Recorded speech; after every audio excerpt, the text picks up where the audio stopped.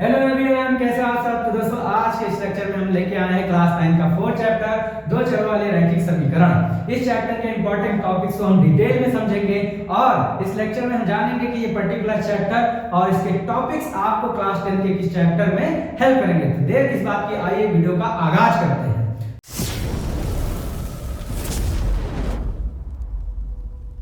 सबसे पहले हम 9th का 4th चैप्टर उठाते हैं भैया, दो चरों वाले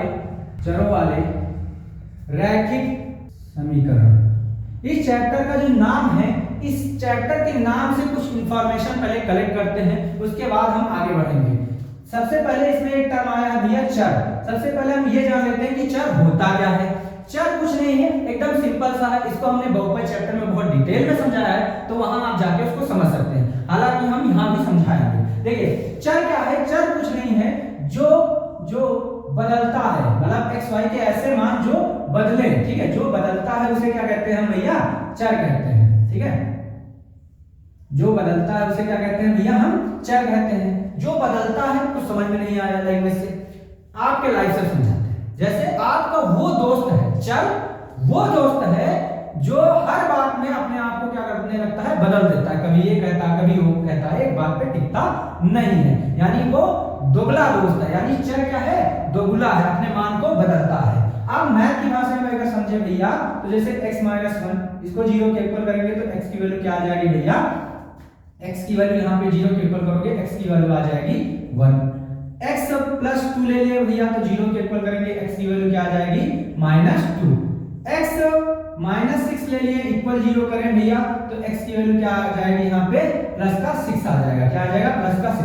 अब गौर फरमाएं भैया, देखिए यहाँ x है, यहाँ भी x है, यहाँ भी x है, ले इधर तो आपके LHS साइड तो हर जगह x है, लेकिन RHS साइड वैल्यू देखिए, यहाँ 1, यहाँ 2, यहाँ 6। RHS साइड वैल्यू क्या हो रही है, x की चेंज हो रही है। तो जो हमारा ये x है, ये x क्या होगा, चर होगा। x क्या होगा, हमारा चर होगा। क्यों होगा, क्योंकि हर एक x का जो वैल्यू है, जो मान है, वो क्या हो रहा है, बदल रहा है। तो इसलिए क्या है, x जो है हमारा क्या है, चर है। यानी वह व्यक्ति जो अपने मान को बदलता है, वह अंक या वह लेटर जो अपने मान को क्या करे, चेंज करे, वो क्या कहलाता है, आपका चर कहलाता है। ठीक है, यानी चर क्या है, जो बदलता है। दो चर का है तो मान लीजिए x होगा और y होगा। ठीक है, ये आपके दो चर आ गए। ठीक है, अब रैखिक शब्द का मतलब समझते हैं। क्या भैया, रैखिक शब्द का मतलब क्या है यहाँ पे। तो रैखिक शब्द को आप बहुत अच्छे से बहुपद चैप्टर में समझ सकते हैं। हालांकि यहाँ भी देखते हैं, देखिए रैखिक शब्द कब आता है, जब किसी बहुपद की घात क्या हो, 1। बहुपद की घात क्या हो, 1। अब हम किसी बहुपद की घात कैसे डिसाइड करते हैं, तो एकदम सिंपल है। हम क्या देखते हैं कि जैसे हम पहले बहुपद लिखते हैं, एग्जांपल लेते हैं, उसकी हेल्प से आपको क्लियर कराते हैं। जैसे हमने ले लिया भैया 4x + 2y + 1, ये एक बहुपद है। अब हम इसमें इस बहुपद की अगर हमें घात बतानी है, तो हम पहले तो चर मान करेंगे, कहां कहां है, एक चर यहाँ है, एक चर यहाँ है। इस बहुपद की घात क्या है, कुछ नहीं लिखा यानी 1 है। इस बहुपद की घात क्या है, कुछ नहीं लिखा यानी 1 है। तो दोनों बहुपद में सबसे बड़ी घात किसकी है, वही बहुपद की घात कहलाती है। आप लोगों ने जाना है ये चीज। तो देखिए यहाँ भी 1 है, यहाँ भी 1 है, यानी बड़ी घात क्या है, 1 ही है। यानी इस बहुपद की घात क्या होगी, 1 होगी। बहुपद की घात क्या होगी, 1 होगी। और आपने बहुपद चैप्टर में घात के आधार पर बहुपद का नामकरण सीखा है। अगर किसी बहुपद की घात 1 हो तो उस बहुपद का नाम पड़ता भैया रैखिक बहुपद। क्या नाम पड़ता है, रैखिक। तो रैखिक शब्द कब आता है, जब किसी बहुपद की घात क्या हो, 1। अब आप कहोगे यहाँ बहुपद कहाँ पढ़ना है, यहाँ तो हमें जो है क्या पढ़ना है, समीकरण पढ़ना है। तो उसको भी समझाते हैं भैया। जैसे ये हमारे पास, हमने आपको एक एग्जांपल में बहुपद लिखा है। अगर ये इस बहुपद में कहीं इक्वल 0 आ जाए, इक्वल का साइन लग जाए, क्या लग जाए, इक्वल का साइन लग जाए, तो यही बहुपद क्या बन जाता है, यही बहुपद क्या बन जाता है, आपका समीकरण बन जाता है। क्या बन जाता है, समीकरण बन जाता है। यानी कोई बहुपद है और उसमें क्या लग जाए, बराबर का चिन्ह लग जाए, तो वो क्या बन जाता है, आपका समीकरण बन जाता है। ठीक है, तो ये था चैप्टर का एकदम जो है बेसिक। अब आपको अगर हम ढेर सारे एग्जांपल लें दो चरों वाले रैखिक समीकरण, तो आप कैसे पहचान पाओगे ये दो चर का रैखिक समीकरण है या नहीं। जैसे हम लिखते हैं भैया 4x + 6y प्लस 8 बराबर 0। अब आप चेक करने के लिए तुरंत देखें, पहले चर देखें तो एक चर और ये दूसरा चर, दो चर है। पहली कंडीशन फुलफिल हो गई, दो चर। दूसरी कंडीशन क्या है, रैखिक देखें, यानी घात एक होनी चाहिए सभी चरों की। तो सभी चरों की घात क्या है, देखो कुछ नहीं लिखी, यानी 1 है, तो ये भी कंडीशन फुलफिल हो गई। अब देखिए समीकरण के लिए क्या, इक्वल का चिन्ह, तो देखो इक्वल का चिन्ह, यानी तीनों कंडीशन मिल रही है। दो चर है, घात एक है, इक्वल का साइन है, यानी दो चरों वाला रैखिक समीकरण का एग्जांपल ये है। कोई दिक्कत भैया? दूसरा एग्जांपल अगर हमने भैया लिख दें 5x square plus 6y plus 6 equal to 0, ये क्या दो चरों वाला रैखिक समीकरण है? चेक करें, पहले तो दो चर है, एक चर दो चर, जी हाँ पहली कंडीशन फुलफिल। दूसरी कंडीशन रैखिक देखें तो देखिए पहले चर पे घात कितनी 2, दूसरे चर पे घात कितनी 1, तो इस समीकरण की घात कितनी 2, यानी ये रैखिक नहीं रहेगा, ये द्विघाती बन गया। तो ये दो चरों वाले रैखिक समीकरण का एग्जांपल नहीं होगा, क्यों? दोनों चरों पे एक एक पावर नहीं। ठीक है, जैसे हम लिखते हैं भैया 4x या कुछ भी लिखते हैं 2x प्लस 3y, ठीक है 3y या 3x प्लस का 2 बराबर 0। तो इसको देखें भैया, तो दो चरों वाला रैखिक समीकरण है या नहीं? तो देखें यहाँ एक चर, यहाँ ये भी, यानी x यहाँ भी x यहाँ भी, यानी इसमें चर कितना है, एक है। चलो कोई नहीं, घात देखें तो एक एक, कोई दिक्कत नहीं। समीकरण के लिए चिन्ह बराबर का हाँ है, यानी इसमें रैखिक का कॉन्सेप्ट बैठ रहा है, समीकरण का कॉन्सेप्ट बैठ रहा है, बस एक चीज का कॉन्सेप्ट नहीं बैठ रहा है, दो चर नहीं है, एक ही चर है। तो ये दो चरों वाला रैखिक समीकरण ना होके कौन सा है, एक चर वाला, क्योंकि सिर्फ एक चर है x, तो एक चर वाला रैखिक समीकरण का एग्जांपल ये होगा। अगर यहीं पे आपका जो है भैया क्या हो जाए, यहीं पे आपका y लग जाए, तो एक चर दो चर, तो दो चर वाला रैखिक समीकरण हो जाए। तो कौन दो चर वाला रैखिक समीकरण है, कौन नहीं है, आप बहुत आसानी से जो है भैया पहचान सकते हैं। बस तीन कंडीशन वो आपकी पूरी फुलफिल होनी चाहिए, बस वो दो चर वाले रैखिक समीकरण का एग्जांपल हो जाएगा। तो ये था भैया आपके चैप्टर के अनुसार कुछ इंफॉर्मेशन हमने निकाली और उनको समझा। अब रैखिक समीकरण का मानक रूप देखते हैं भैया, बहुत काम का है वो। मानक रूप अगर देखें तो देखिए मानक रूप अगर देखेंगे भैया तो दो चर होने चाहिए, यानी x और एक y ले लिया, और सबकी घात क्या होनी चाहिए 1 है, ठीक है, प्लस लगा दें और प्लस और बराबर का 0। ठीक है, आप क्या करें a b c, ये आपका हो जाता है भैया दो चरों वाले रैखिक समीकरण का मानक रूप। जो यहाँ पे a b और ये आपके c है, ठीक है, a b c, ये क्या है आपके अचर पद है। क्या भैया, अचर पद है। अचर पद क्या होते हैं, इसको भी बब्बर में बहुत डिटेल में कहानी के हेल्प से भैया इतने अच्छे से एक्सप्लेन करा है कि आप बहुत अच्छे से वहां पर चीजों को क्लियर कर सकते हैं। ठीक है, लेकिन यहाँ पे एक छोटा मोटा हम बता देते हैं भैया। अचर क्या होता है, जो अपने मान को न बदले, जो अपने मान को न बदले, वो क्या कहलाता है भैया, वो क्या कहलाता है, अचर पद कहलाता है। जैसे मम्मा ने 5 रुपए दिए, दुकान पे तुम गए कोई चीज लेने, वो 10 की थी, तो क्या आपको मिलेगी? नहीं मिलेगी। क्यों नहीं मिलेगी मेरे भाई? क्योंकि मम्मी ने आपके 5 रुपए दिया है, वो सामान 10 का है, तो जो मम्मी ने जो 5 रुपए दिए उसकी वैल्यू 5 ही रहने वाली है, 10 नहीं होगी। यानी कि 5 की वैल्यू 5 रही, यानी इसने अपने मान को नहीं बदला। दुकानदार की जो सामान था वो 10 का 10 ही रहा, आपको 5 रुपए का उसने नहीं दिया, यानी उसने भी अपने सामान का मान नहीं बदला। यानी जहां पे मान फिक्स हो, वो चेंज ना हो, वो सभी क्या है, अचर पद है। अचर पद अंक होते हैं, 1 2 3 4 कोई संख्या है, ठीक है, वो क्या है आपके अचर पद है। ठीक है, तो अब आगे बढ़ते हैं। ये तो बेसिक था इस चैप्टर का। अब इस चैप्टर में एंटर करते हैं, उसके छोटे छोटे जो कॉन्सेप्ट हैं उनको समझते हैं। पहला इसमें हैशटैग आता है, आपको a, b और c का मान ज्ञात करने को कहता है। 9th में एकदम बेसिक है, मान ज्ञात कीजिए कहता है। तो उसके लिए आपको एक समीकरण देगा और कहेगा a, b, c के मान ज्ञात कीजिए। तो आप बहुत आसानी से a, b, c के मान ज्ञात कर सकते हैं। एक एग्जांपल लेके आपको हम समझाते हैं। जैसे हमने ले लिया भैया 2x प्लस 3y प्लस 1 बराबर 0, ये एक रैखिक समीकरण है, चेक कर सकते हो आप। ये चर दो चर आ गए, एक घात दोनों पे ठीक है, और इक्वल का साइन, यानी दो चर वाला रैखिक समीकरण है। इससे आपको कोई प्रॉब्लम नहीं है। अब ये जो दो चरों वाला रैखिक समीकरण है, इसका कंपैरिजन, इसकी तुलना आप किससे करोगे? मानक रूप। मानक रूप क्या है? ax plus by plus c बराबर 0। abc लाइन से चलता और दो चरों x y होते हैं। अब देखो भैया यहाँ तो x y तो कोई प्रॉब्लम नहीं। अब देखो यहाँ a की जगह क्या लिखा है? कंपेयर करोगे जो समीकरण आपको दिया, a की जगह क्या लिखा? 2, यानी यहाँ पे कंपेयर करने पे a की वैल्यू क्या लिखी? 2। यहाँ देखिए b की जगह क्या लिखा है? 3, यानी कंपेयर करने पे b की वैल्यू क्या मिली? 3। यहाँ c की वैल्यू क्या है भैया? कंपेयर करने पे मिली 1। ठीक है, तो इस प्रकार से कंपेयर करके, तुलना करके आप a b c की वैल्यू निकाल सकते हो। जैसे एक और एग्जांपल लेते हैं भैया, जैसे हम ले लेते हैं भैया, आपका आ गया 5x minus 2y plus 8 equal to 0। ये रैखिक समीकरण आ गया। आप इसको क्या करेंगे? आप इसकी तुलना करेंगे। ठीक है, क्या करेंगे भैया? तुलना करेंगे। मानक रूप ax plus by plus c बराबर 0। आप देखिए कंपेयर करें, a की जगह क्या है? 5, यानी a बराबर क्या आ गया आपका? 5 आ गया।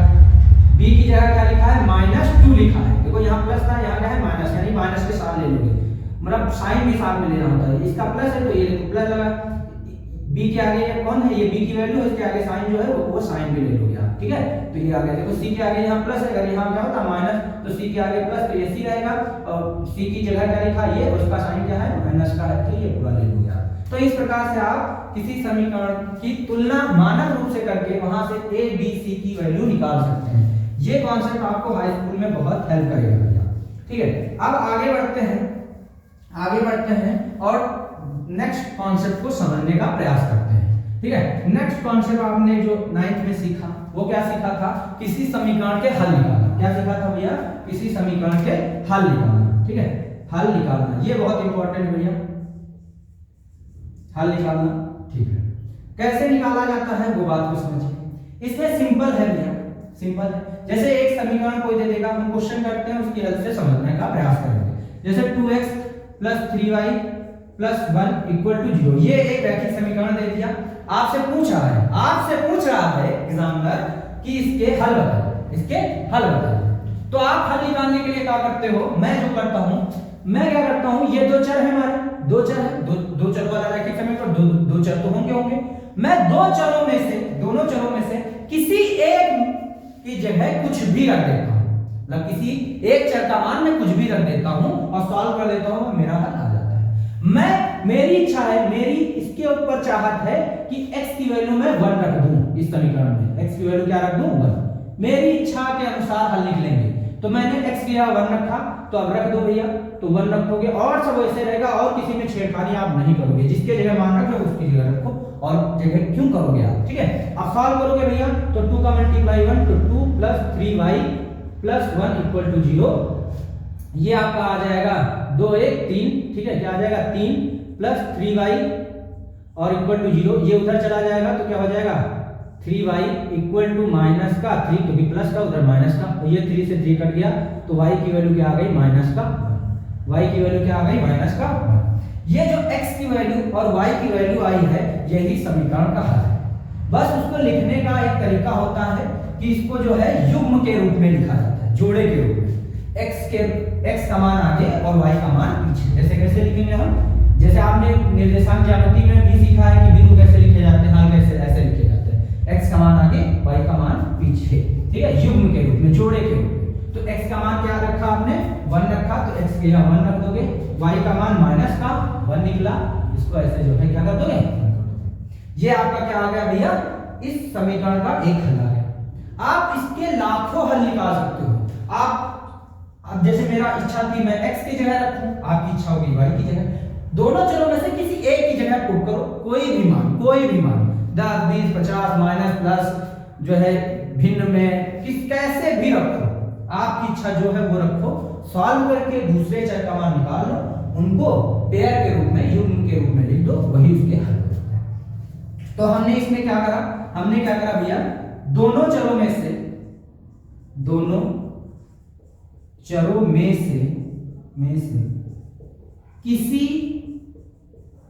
किसी एक चर का, दोनों चरों में से क्या करेंगे भैया?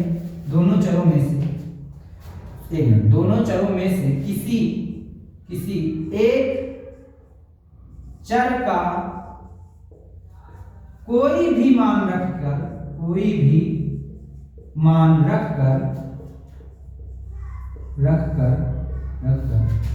दूसरे चर का मान निकालना, दूसरे चर का मान ज्ञात कर ले। बस आपका जो है क्या आ जाता है, आपके समीकरण का हल आ जाता है। ये पहला है स्टेप इसमें, ठीक है, पहला स्टेप। फिर दूसरा क्या है, जो अब x का मान रखे हो, y का मान निकल आया या y का मान रखा तो x का मान निकल आया, उसको किसके रूप में लिखा जाता है भैया, युग्म के रूप में लिखा जाता है। हल को युग्म के रूप में,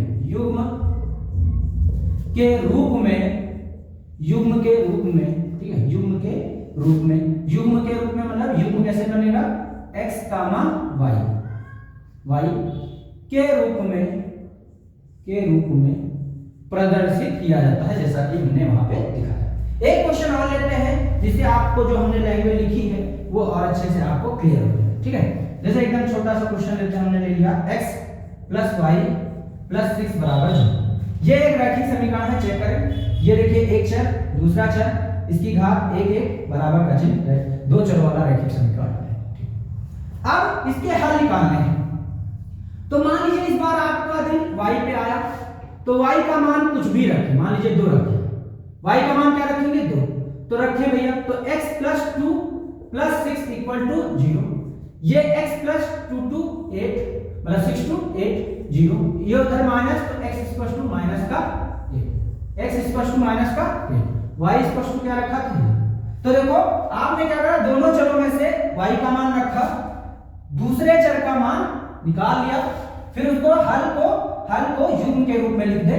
युग्म के रूप में मतलब x, y के पेयर में। तो यहाँ x का मान पहले आगे तो -8 आया है, y का मान 2 आया है, दैट इज आंसर। अब ऐसे y की जगह कुछ रख सकते हो, मतलब अगर आपका दिन y पे है तो y का मान रख के निकालो। मान y की जगह आपको 2 नहीं रखना, 3 रखना है, 4 रखना, कुछ भी रख के एक का रखो दूसरा निकालो, पेयर के रूप में दो, वो आपके रैखिक समीकरण का हल आ जाता है, ठीक है। चलो अब बात को समझते हैं। ये तो आ गया हमारा एक टर्म, और इसमें आप सीखते हो भैया क्या है, k का मान निकालना। कोई समीकरण है उसमें एक k टर्म आ जाएगा तो उसका वैल्यू निकालने को आता है, k का मान निकालना, ठीक है, k का मान ज्ञात करना। एकदम सिंपल है। कैसे, आपको उसमें क्या है, कुछ नहीं करना होता है। एक आपको समीकरण दे देगा, जैसे हमने लिख दिया 2x + 3y या यहाँ k लिख दिया उसने, और +1 = 0। ये एक रैखिक समीकरण है, देखिए, 2 चर पावर 1 बराबर 6 का एक हल 1, 1 है, तो k का मान ज्ञात कीजिए। ऐसे क्वेश्चन लिख के आता है। तो देखिए ये एक रैखिक समीकरण और इसका एक हल 1, 1 है। ये रैखिक समीकरण, इसका एक हल 1, 1 है। और हल क्या होता है, आगे x की वैल्यू और पीछे y की वैल्यू भी होती है। तो देखो x और y की वैल्यू दी है, ये समीकरण दिया है, x का मान x की है, y का मान y की जगह रखें, सॉल्व करें, आपका आंसर आ जाएगा। रखिए, जैसे हम रखे हैं यहां भैया, तो देखिए 2x की जगह क्या रखेंगे, 1 प्लस k है, y की जगह 1 दिया है, +1 = 0। तो यहाँ पे सॉल्व करेंगे भैया, तो देखिए 2 का मल्टीप्लाई 1 से 2 प्लस k का 1 से तो k +1 बराबर 0। ये कितना, 2 है, 3 आ जाएगा, तो k + 3 = 0 और k = उधर भेजेंगे तो -3। k का मान क्या आया, -3। तो ऐसे आप जो है कोई भी मान रख के जो है चीजों को सॉल्व कर सकते हैं, कोई दिक्कत नहीं, ठीक है। ये तो था कि k का मान कैसे निकालना, बहुत इजी है भैया। समीकरण आपको दिया होगा, उसका हल भी दिया होगा, उसके मान जाके रख दो बस, ठीक है। तो यहां इसका क्या है, दिए हुए मान को, दिए हुए हल के मान को, दिए हुए हल के मान को रख दे, x y की जगह रख दे, x और y की जगह रख कर सॉल्व कर लें, बस आपका जो है k का मान। तो ये आप जो है क्लास 9th में उनके जो इंपॉर्टेंट टॉपिक हैं जो आपके हाई स्कूल के चैप्टर्स में हेल्प करेंगे, वो हमने टॉपिक्स उठाए हैं और उनको बहुत अच्छे से हमने क्लियर करने का प्रयास किया। ठीक है, ये था 9th का बेसिक। ये जो आपका चैप्टर है भैया दो चरों वाला रैखिक समीकरण, इससे 9th में आपको रूबरू कराया जाता है, मुलाकात कराई जाती है, जिससे आप जब आगे चैप्टर्स, जिससे आप जो हायर क्लास में पढ़े तो आपको वहां कोई प्रॉब्लम न हो। जैसे क्या है, आपके ढेर सारे दोस्त होंगे, दोस्तों की भी दोस्त होंगी, ठीक है, तो अगर आप अपने दोस्त के किसी दोस्त से कभी मिले हो और कुछ दिनों के बाद अगर उसके बारे में कोई इन्फॉर्मेशन आपको मिलती है या कुछ जानकारी मिलती है तो आपको कोई घबराहट या कोई चिंता नहीं होती है, क्योंकि तुरंत आपके माइंड में तुरंत आ जाता है यार ये तो वही है जिससे मैं एक बार मिला था। तो यही चीज फीलिंग आपको जब आप इस चैप्टर को डिटेल में हायर क्लास में पढ़ो तो फीलिंग आए कि यार ये तो चैप्टर वही है जो हमने पिछले क्लास में पढ़ा था। तो वहां अगर डीप में चीजें आती हैं तो आपको कोई ज्यादा प्रॉब्लम नहीं होती। तो इसीलिए क्लास 9th में ये चैप्टर डाला गया है, इसकी बेसिक चीजें आपको बताई जाती है। अब बात करते हैं हम भैया कि ये पर्टिकुलर चैप्टर हाई स्कूल के किस चैप्टर में आपकी हेल्प करेगा। तो हाई स्कूल में भैया जो ये 9th का 4th चैप्टर है, ये हाई स्कूल में 3rd चैप्टर जिसका नाम दो चरों वाले रैखिक समीकरण और एक टर्म आ जाता है युग्म जुड़ जाता है, दो चरों वाले रैखिक समीकरण युग्म, ये चैप्टर का नाम है हाई स्कूल का 3rd चैप्टर। यानी 4th चैप्टर 9th का हाई स्कूल के 3rd चैप्टर में कनेक्ट करता है, नाम भी पूरा है, बस उस चैप्टर में एक शब्द बढ़ जाता है युग्म, और युग्म का मतलब हमने बताया है जोड़ा। क्या बताया है? जोड़ा। युग्म का मतलब क्या होता है भैया? जोड़ा। ठीक है, यानी यहां आप दो चरों वाले रैखिक समीकरण युग्म का क्या पढ़ेंगे? जोड़ा पढ़ेंगे। अभी तक देखिए सिंगल पढ़ रहे थे, अब आप दो दो एक साथ पढ़ोगे। जितना यहाँ बेसिक था, सारे टर्म का मीनिंग मतलब सब कुछ वही है हाई स्कूल में भी। जैसे यहाँ ए बी का कंपेयर करके मान निकाला, हल निकाला, ठीक है, के की वैल्यू कहीं निकालने को आई तो निकाला, ये मानना ग्रुप सब कुछ वही है। बस अब यहाँ रैखिक समीकरणों का युग्म आ जाएगा, जोड़ा आ जाएगा। तो यहाँ पे हमने क्या 9th में एक पढ़ा था, अब जोड़ा आ गया। अब क्या आ गया भैया? जोड़ा आ गया। तो जोड़ा आ गया तो अब क्या हो जाएंगी? दो रैखिक समीकरण हो जाएंगी। क्या हो जाएंगी? कितनी हो जाएंगी? दो रैखिक समीकरण। तो ये एक रैखिक समीकरण लिखी थी दो चरों वाली, अब एक और लिख देते हैं इसी तरह। तो ax plus by plus c बराबर 0, ये क्या हो गया? आपका जोड़ा हो गया। अब ये जैसे ट्विंस आ गए तो उसमें कुछ फर्क दिखाने के लिए कुछ ना कुछ पेरेंट्स करते हैं, ठीक है। तो अब क्या करेंगे हम फर्क दिखाने के लिए, ये अलग है ये अलग है, तो हम पहली समीकरण पहली है तो इसको सब जगह 1 1 कर देते हैं, ये दूसरी है तो a2 b2 c2। अब आपको फर्क दिख रहा है कि ये पहली समीकरण है, ये दूसरी समीकरण है। तो इतना सा चेंज आ जाता है कि वहां दो रैखिक समीकरण आ जाती है, ठीक है। अब वहां आपको पढ़ना क्या होगा? एक्स्ट्रा क्या पढ़ना होगा? ये जो दो रैखिक समीकरण हैं दो चरों वाले, ये कितने प्रकार से रह सकती हैं, इनकी सिचुएशंस आपको पढ़नी। क्या पढ़नी है? सिचुएशन पढ़नी है। सिचुएशन कैसे? जैसे आप जब कॉलेज में नए नए जाते हो भैया, नए नए जाते हो तो क्या होती है? पहले आपका फ्रेंडशिप होता है, मतलब बॉन्डिंग होती है, इंटरसेक्ट होते हैं एक दूसरे से, तो ऐसी कंडीशन आपकी बनती है, सेकंड हो, ठीक है। तो ये दोनों जो लाइन है, दोनों समीकरण है, ये ऐसे ऐसे रह सकती है। अब आपकी जो दोस्ती हुई पर्टिकुलर एक पॉइंट पे होगी, पर्टिकुलर एक जगह पे होगी, तो जितनी जगह पे कितने जगह पे आपकी दोस्ती हुई? एक जगह पे, पहला दोस्ती हुई तो एक जगह पे, तो इसके जो ये जो कंडीशन बनी है, इस सिचुएशन के जो हल होंगे वो कितने होंगे? 1 होंगे। कितने होंगे? 1, क्योंकि एक पॉइंट पे मिल रहे हो आप। कितने पॉइंट पे मिल रहे हो? एक पॉइंट पे, तो हल कितने होंगे? 1 होंगे, ठीक है। ये जो सिचुएशन बनी है, इस सिचुएशन का नाम क्या पड़ता है भैया? इस सिचुएशन का नाम क्या पड़ता है वो समझिए। इस सिचुएशन का नाम है, जैसे हमने कहा ना इंटरसेक्ट करे, आप दोनों एक दूसरे से टकराए, ये, ठीक है। तो इस सिचुएशन का नाम पड़ता है भैया प्रतिच्छेदी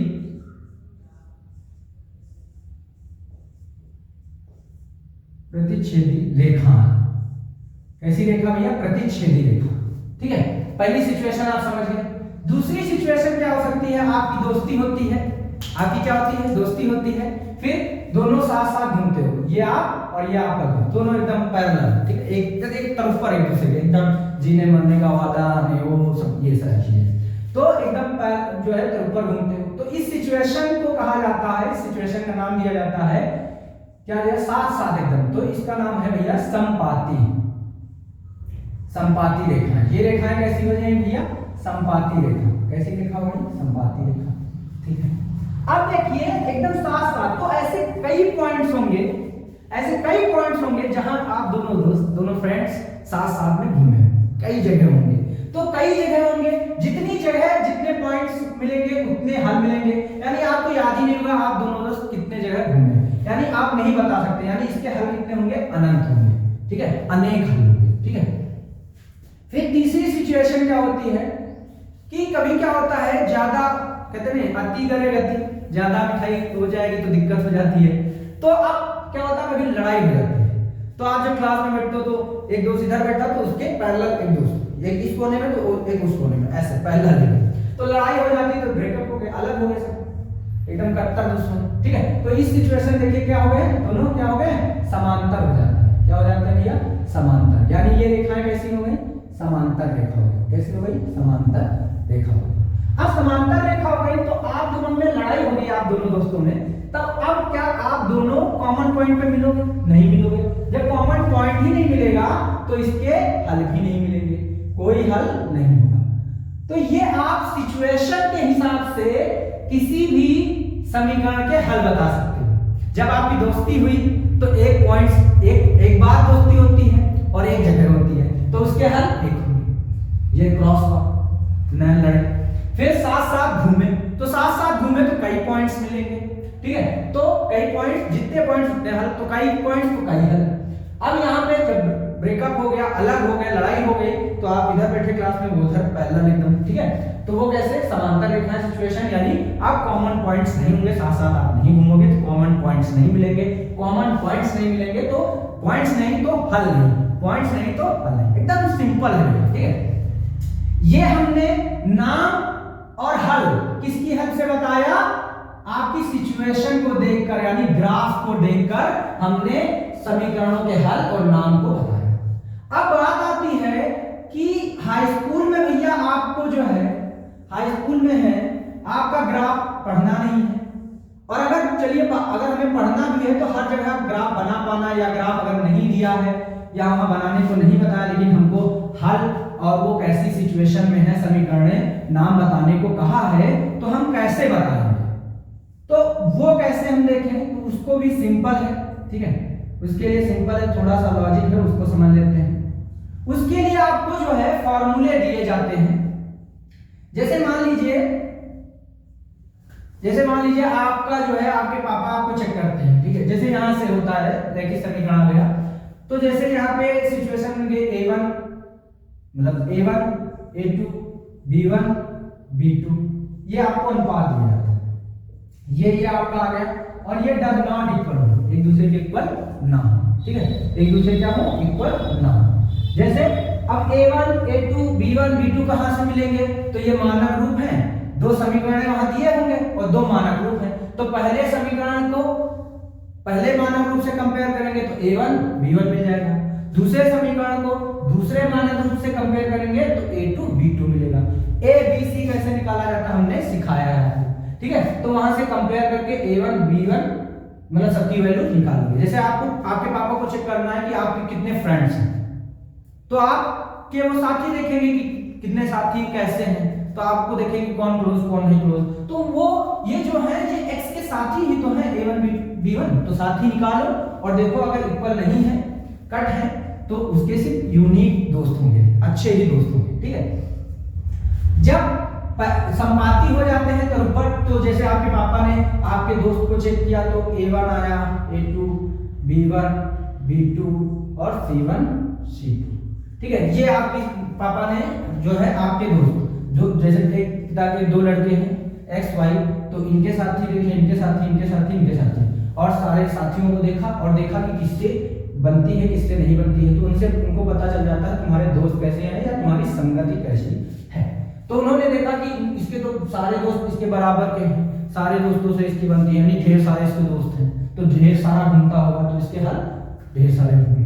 ठीक है, अब जब कोई हल नहीं होता तो उसकी सिचुएशन क्या है? इसकी सिचुएशन है, इसका अनुपात एनसीईआरटी ने आपको दिया है कि आप जो है a1 b1 सबकी वैल्यू निकालें और ऐसे रखें। अगर ये कंडीशन आपको वहां देखने को मिलती है तो उसके कोई हल नहीं, कोई हल नहीं तो समांतर की कंडीशन बनेगी, ठीक है। तो एक के बाद एक बन जाएगी। ये कैसे आप चेक कर सकते हो, अनुपात की हेल्प से। ये आपको एनसीईआरटी अनुपात दे देता है, ऐसे अनुपात चेक करके आप जो है इनकी सिचुएशन बता सकते हो कि कौन सी जो है समीकरण किस सिचुएशन में है। अब भैया कभी कभी आपसे पूछ लेता है हाई स्कूल में, दो समीकरण दिया होगा और पूछेगा कि ये जो युग्म है, ये जो युग्म है ये कैसे युग्म है, संगत है असंगत है।